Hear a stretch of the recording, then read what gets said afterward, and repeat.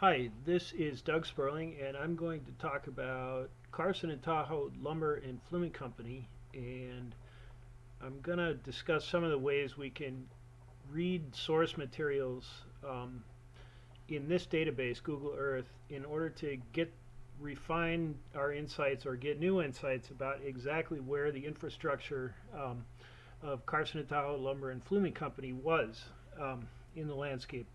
So we'll start by looking at this map of Virginia and Truckee. This was produced by V&T in 1876, and you see the chief engineer's name there. And it mentions a bunch of interesting things, including Lake Tahoe Narrow Gauge Railroad. And that's what we're talking about. Carson and Tahoe Lumber and Fluming used a number of names for its narrow gauge infrastructure, and that was one of them. This map is in Huntington, and I want to mention before I get started, the source materials that I'm going to be looking at were mostly I was mostly made aware of the bulk of these materials by two people, Wendell Huffman and Stephen Drew, and I just want to mention their generosity, both with materials, with time, with sharing their insights. Those two people really made this presentation possible by making me aware of all kinds of materials. Um, so let's highlight Virginia and Truckee. Um, that's basically the information on this map. It's a very large scale map, so without warping the image in software that I use at work but don't have at home, I can't make this map conform exactly this sheet. However, um, accuracy is pretty good, and the map is very informative. And we'll fade away that larger map and talk a little bit about quickly about the relationship between Virginia and Truckee and the relationship between it and Carson and Tahoe Lumber and Fluming, and some of the differences between the two and some of the ways that affects possibly some of the kinds of source materials that are available. So Carson and Tahoe Lumber and Fluming um, was really a logging operation related to a large real estate venture, about 50,000 acres around Tahoe. And the basic purpose of the infrastructure was to gather logs from the Tahoe Basin, bring them mostly via water to the Glenbrook area, where they were processed in 4 mills into various kinds of timber products, and then moved on a narrow gauge railroad that C&TL&F built in 1874, 1875, moved to Summit, where they were transloaded onto a flume and traveled downhill down Clear Creek in this flume to another transload facility in South Carson, and there the lumber products were loaded onto Virginia and Truckee and taken up to, well, mostly Virginia City in general. And that was cordwood for fire, for, well, fuel, and timbers for every purpose, finished timbers. So the alignment of this infrastructure, the narrow gauge railroad and the flume, is really what I'm concentrating on. The kinds of source materials available, just to remind you, 2 years ago I showed you this digital file and some of the ways that I had developed it, and some of the uses and interpretations we could make with it. It was mostly developed by georeferencing valuation maps. Here's one. It was produced, you can see, in 1916, and it shows properties, so virtual features, and physical features, buildings, structures, rails. Here, let's fade out my map so you can see how it shows rails. And this is an example of what we don't have for Carson and Tahoe. We don't have no engineering drawings have survived. And a crucial difference that I want to point out um, is that V&T was a common carrier railroad, and so it was basically designed. Basically, the surveyor identified the engineer. I'm sorry, identified where the railroad would go, and then strips of property to accommodate that were purchased. To let's see if we can. Well, it's harder to identify in this urban area, but basically the railroad consists, the right-of-way consists of a strip of property oriented with respect to a center line, and that was taken either from the public domain or by right of eminent domain from private owners. This was an entirely different thing. This was basically a privately owned industrial railroad that was not a common carrier, and it was all on private property. It was property that the operation was financially and operationally affiliated with Virginia and Truckee, but it was not Virginia and Truckee precisely, although I believe I've seen maps that show it was operated as a division for a time.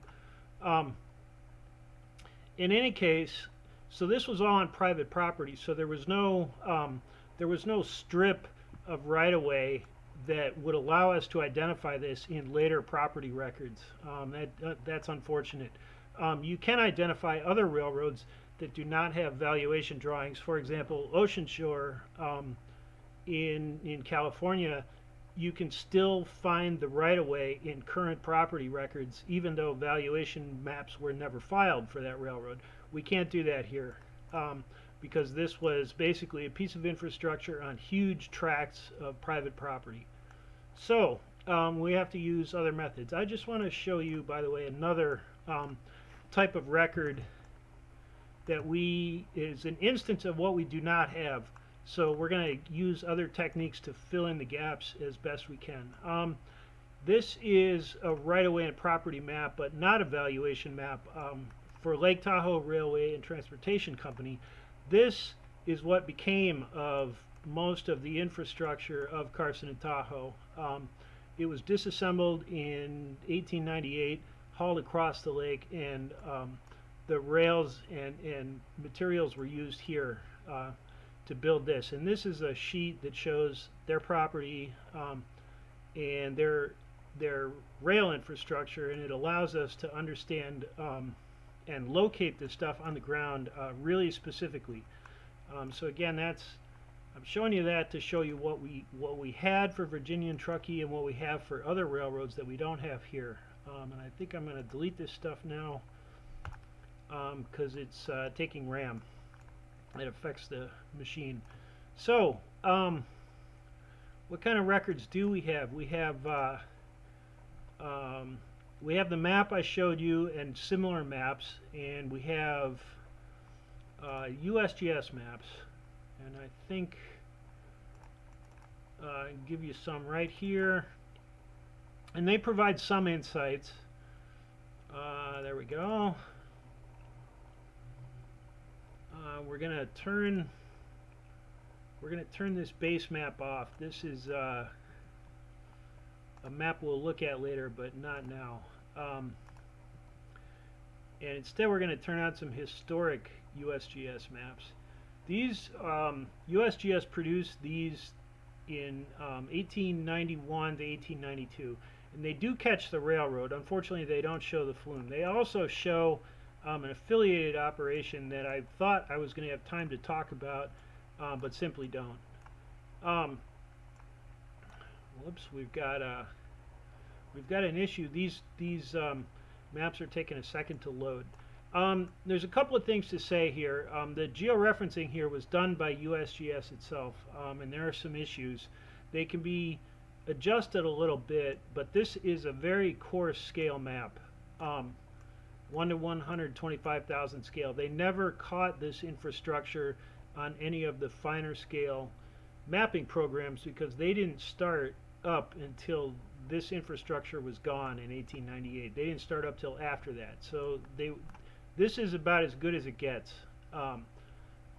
and you can see that it doesn't have maybe the level of detail that we're shooting for by probably a couple of orders of magnitude. So um, just wanted to show you that kind of resource.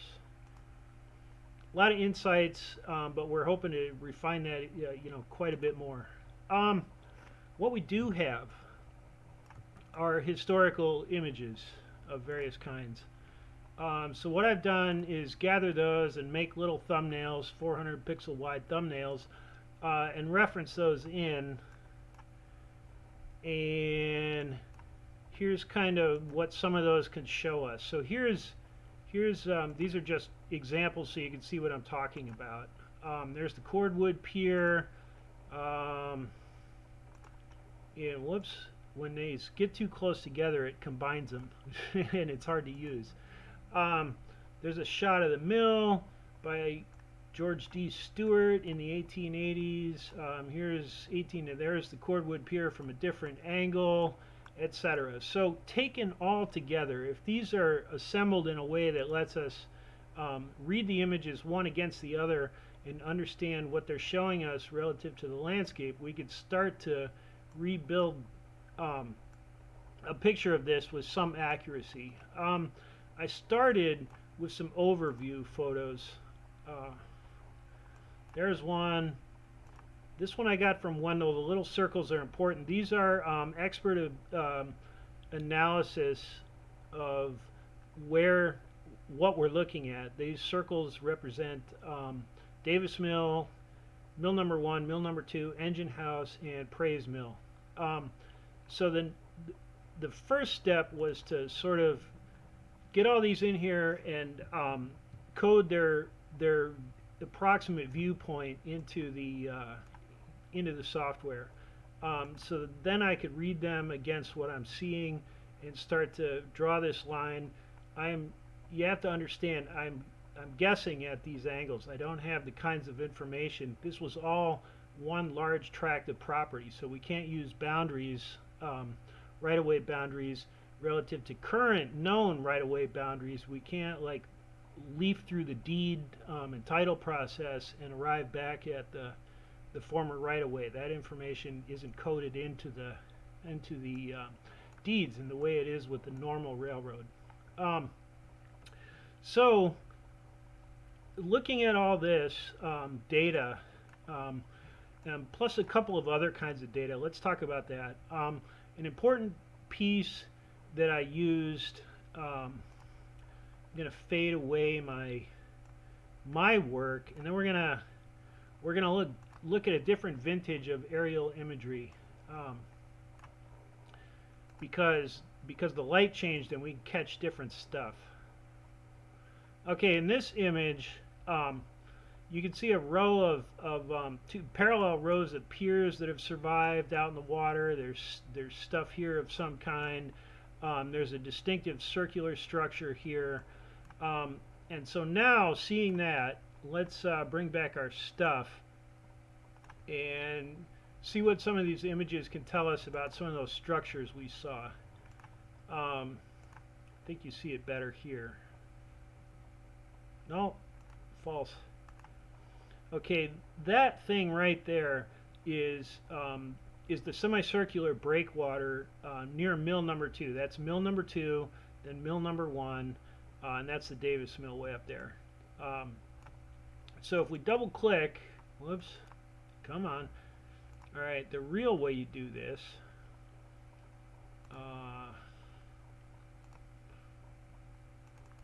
there we go. All right, it's finicky. You really can double click it in the list and then it definitely goes. It's not giving my view precisely, but there. I think that's because I'm on a different computer than the one I used to build this. So we've got the mills. There we go. That's better. We've got the hill, the very distinctive round hill in the background, and the other point over here. And the 3 mills, and there's the breakwater. And so I built little objects, breakwater, etc. And these techniques are basically how I put the Glenbrook area together. This can be refined. I think step one is to see if we have got all the pictures first, and then reassess where everything stands. But if you look, you see the railroad going out onto the cordwood pier, and you can see there was a siding here that I haven't drawn yet. I want to, like I said, I want to survey the images first before I tinker too much, so then I don't have to retinker. So that's how I figured out some of what was going on at Glenbrook. Let's move up the line here. So we're moving up Prairie Canyon. I'm sorry, Slaughterhouse Canyon, and I don't know of any images that I can identify in this area. Devil's Gate was a large rock formation. There it is right there.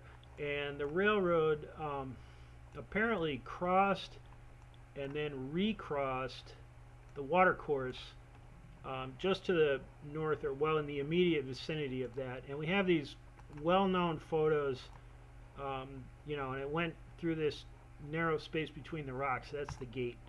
I assess, after looking at this, that photographer was standing about here looking, down canyon, and there must have been a trestle here that we can't see, somewhere of some kind. And when I am able to inspect the area personally, we can maybe refine this a little more. Anyway, it's fairly well understood that the current dirt road and the historic railroad alignment in this area up Slaughterhouse Canyon, relate very closely. Here they don't, and that's important to talk about. I have a newspaper source from Wendell that shows me that, that tells me that the maximum curved use was 20 degrees on the entire infrastructure. So I drew a 20-degree curve, and I used basically a template and a chart, and that's a radius of 288 feet. And looked at some pictures, and I gather that probably this picture was taken here. That could be wrong. This is a guess on my part. And one thing I want to point out is that because of the way this software keeps track of where things are in the model, it's the same way that like your Garmin GPS, reads from satellites. That's the same number. So if you go out here in the landscape with, say, a Garmin, and you find things like, a fill here that we would hope to, that I don't see in this picture, but that we would expect and hope to find, leading to, some fill leading to like trestle timbers, then you can mark that with your Garmin, and then we can read that straight into this model and use that information to refine this. So those are some of the ways this can be developed in the future. Just to run through a few more things quick, we all know these pictures. This is my appraisal of where these were. You can see the upper level here, and then leading to a trestle. Here, let's kill the picture. Leading to a trestle probably right over this gulch, and then the middle level here with no trestle, crossing the gulch with no trestle apparently. Anyway, reading all these things together against other kinds of data, topography and the digital elevation model, that's the 3D model here that we're sort of navigating. Reading all these things together, we start to put together this model. There was a passing track, and I assess, that's another way of saying it's a careful, educated guess. I assess that it was probably here. You notice the hill is, the track is curving to the photographer's right, and so we must, down canyon must be to our left, and then, there's distinctive hills right here, and if you double click, and get down there into what I think is the photographer's view, you'll see there's, the hill on the right, distinctive hills over here in the background, And there aren't too many other places this potentially could be, so I think the passing track was, you know, right in here. I haven't drawn it yet. We'll get there. Like I said, I don't want to take too much time and then have to redo stuff. I know of no photographs in this area. There is a photograph of trestle 11 that's known, but I cannot identify yet where this was, and I sure would like to. Reportedly, the line had 11 trestles, so it would be important and useful to know this and know where they all were, and I'm not there yet. The tunnel. There's some controversy, or some, well, controversy isn't the right word, but there's some, it's known that there was either a 475 or 487 foot tunnel. One source says that the tunnel was on a 14-degree curve. There's a bunch of ways this could have been configured. It's fairly well understood now that one portal was about here. That's, I guess, the west portal. It's less well understood by everyone where the other portal was. I've drawn this arrangement. You have to understand that everything from this portal to here is a type of guess. I went for this version with the 14-degree curve tunnel theory, but that's not really known. That's one source says that, and that source doesn't state where that information came from, unfortunately. The one thing I will say is any kind of line that's more direct across here would have needed to contend with the fact that this is working on a 100-foot trestle potentially in here, something like that. So, you know, for example, if the tunnel were more straight, then you would either need a reverse curve arrangement, which is possible within our 20-degree limit, or there'd have to be a significant trestle here. In any case, the summit of the line is about here. And it's worth talking about. One of the things you can use as a check. You can, since we're in a 3D model, you can check your work, and if you see anything too strange in the profile, then you know probably you're off. You've got a big problem. We don't really see anything too strange. This area is where the alignment I've drawn, reconstructed, crosses the current road. So they've regraded here significantly. You can see it's about 10 feet. And then this area is the tunnel and the approach, both of which those areas have been significantly regraded by the highway department later. So future resources to check, the highway department may have something, and I can tell you for sure if they crossed an abandoned tunnel, they would have a record of that. They would have had to deal with that somehow. So there would be a record, and that record would contain property boundary and topographic and other kinds of information that we could use to identify this quite specifically. I'm in the process of seeing if that exists. Anyway, coming to Summit, and it's 5:03. I've been going for 23 minutes, so just to sort of time myself here. You know, these are all well-known pictures. Most of them have been published many times. Not all of them have.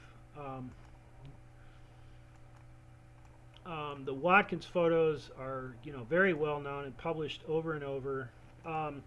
So let's talk a little bit about my procedure for figuring out what went on in this area. I have a map from Nevada State Railroad Museum, and it's a really important map. I got it yesterday. And here, let's turn that off and give this a little more. And this map is from a workshop in 1994, and a bunch of things are important here. One thing I should notice is that one of the bases for georeferencing many of the images is this prominent pinnacle. It's a big deal. Let's look.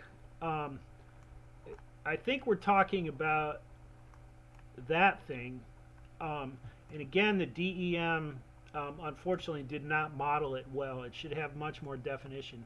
That's fairly common when they produce these DEMs. There's a smoothing routine, and this is a very large scale. I mean, they modeled the whole Earth.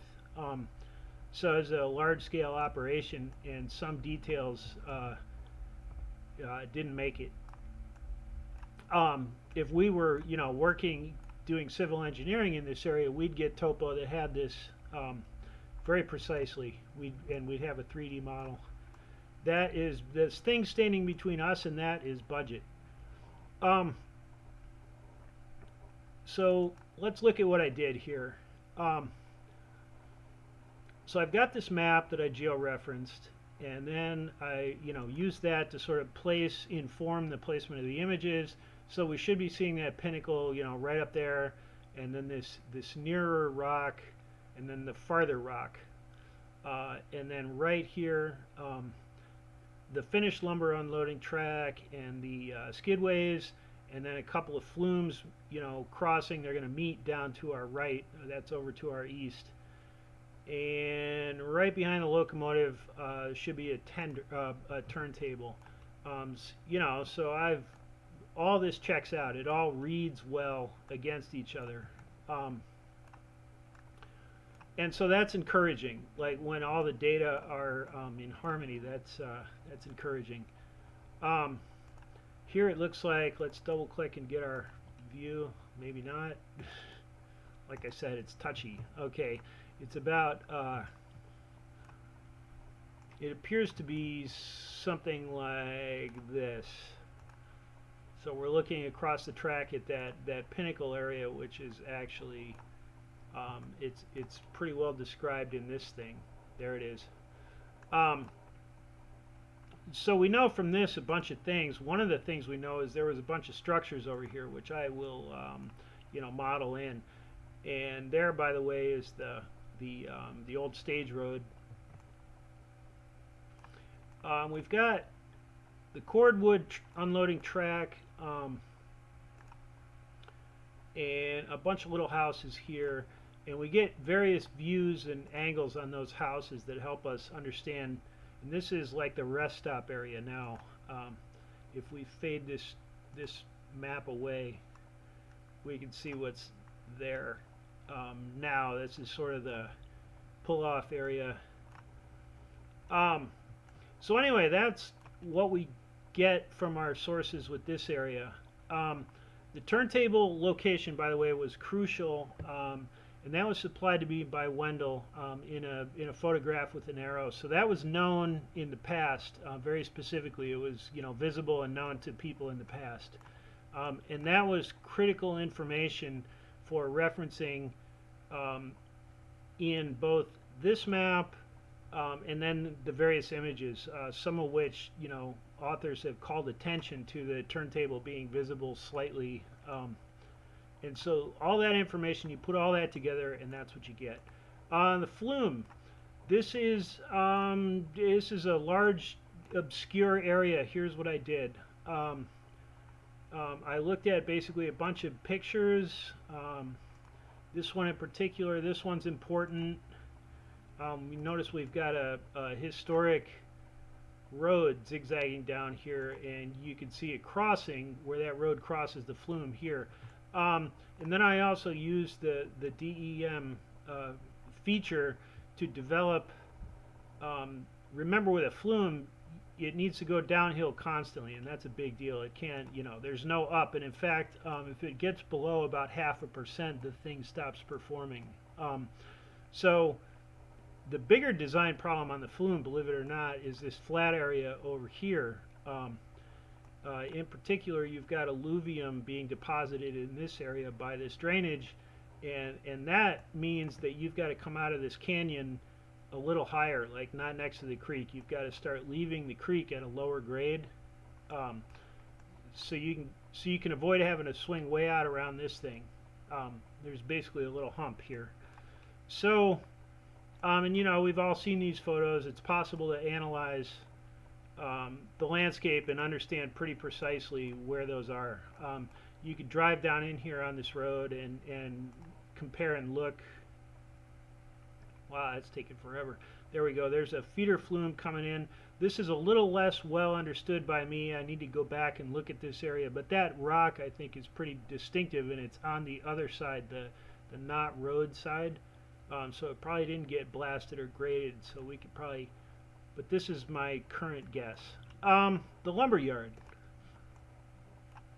It's an important area, not well known, hard to figure out. There's a lot of mythology about this thing. Let's look at two sources that Wendell gave me. One is in here. This is an assessor map. It's very important because it shows the township and range lines from the Public Land Survey System, and their locations are understood well. So this can be located with a lot of precision. And then I'm going to fade away my stuff, and we'll see what this tells us about the lumber yard. It seems to be telling us, it seems to not be showing us the flume, but it seems to be showing us 4 tracks, 3 longer ones, and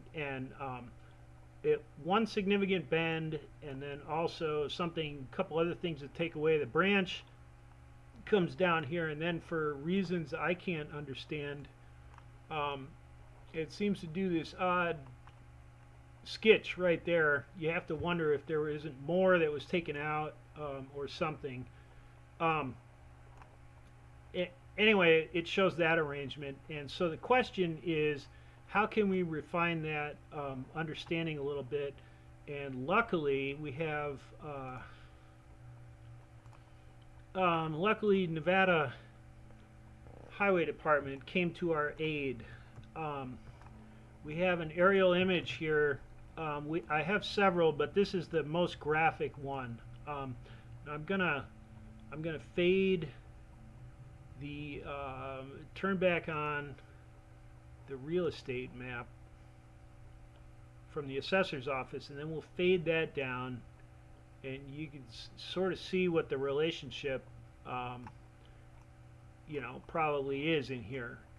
So this is my take on this stuff. I'm going to fade my stuff back. Whoops.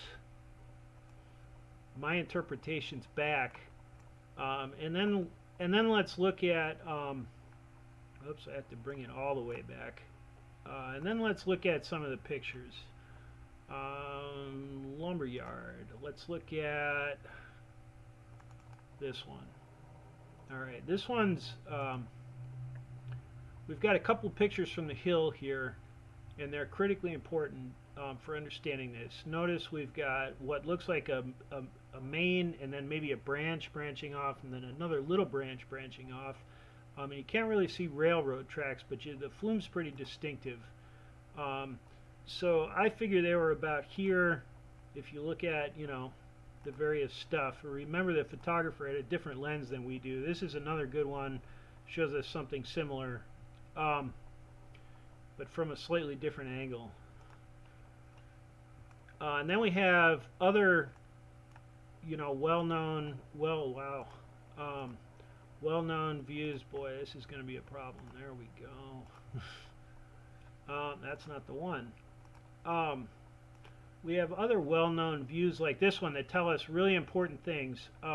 We can see there's Peavine, and you can see this is a line just to its left. So all of that stuff helps me draw this. You know, I've got these scratches on the ground, and it also helps me understand where the photographer probably was. You notice this stretch of the alignment is pointing just to the left of Peavine.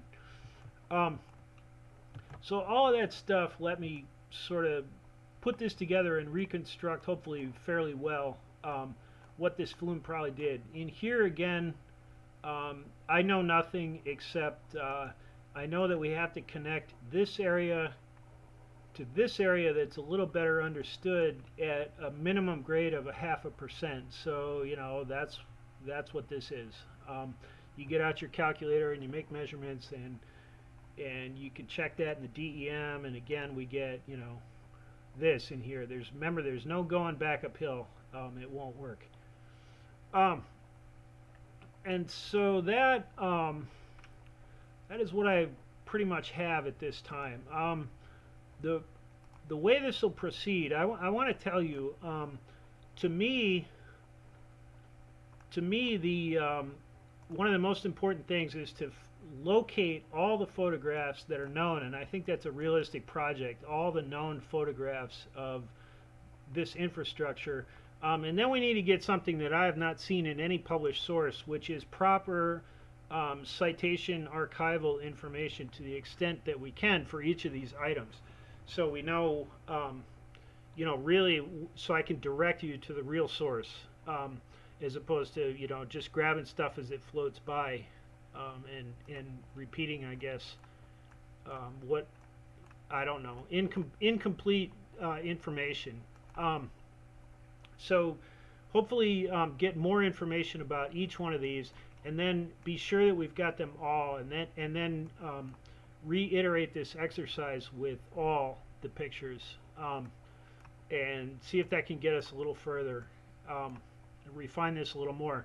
The other thing that I think is potentially doable and would be really useful and important is to get out there in the field, and I think that requires making friends or acquaintances with certain people, because much of this is now on private property. The third thing is that I suspect that Nevada, that NDOT has information that somewhere that might be useful to refining this a little bit. And that is that's it. Thank you guys so very much.